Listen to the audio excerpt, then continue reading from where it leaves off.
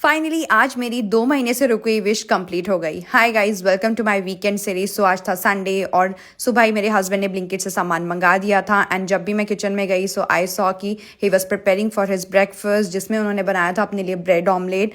And I wanted to have a vegetable sandwich, तो मैंने अपने लिए सैंडविच प्रिपेयर किया जस्ट बिकॉज आज संडे था, तो मैं भी कुछ बहुत अच्छा सा ब्रेकफास्ट करना चाहती थी।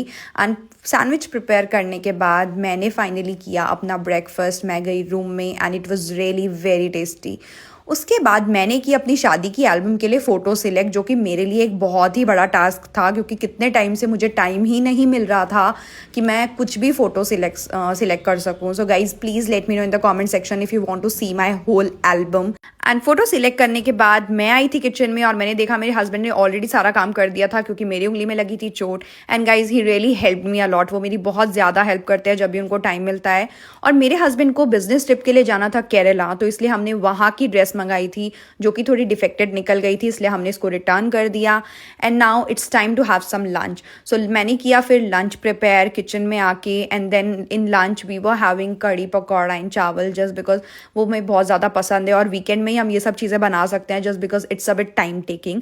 सो लंच करने के बाद हम लोगों को लगा कि चलो कहीं बाहर चलते हैं, तो मैं हो गई थी उसके लिए रेडी और हम दोनों निकल गए थे मूवी देखने के लिए। सो गाइज ये बहुत ही all of a sudden plan था, तो इसलिए वी वर नॉट प्रिपेयर्ड कि मतलब हम लोग टाइमली पहुंच पाएंगे या नहीं। And seriously we were running out of time और ट्रैफिक में ही हमने देखा एक कपल जो कि एक दूसरे की कंपनी बहुत ज़्यादा एंजॉय कर रहे थे। तो वहाँ पे हमको रियलाइज़ हुआ कि कभी भी एक दूसरे के साथ टाइम स्पेंड करने में और खुश रहने के लिए ज़रूरी नहीं है कि हमको एक्सपेंसिव गिफ्ट्स या एक्सपेंसिव चीज़ें चाहिए होती हैं।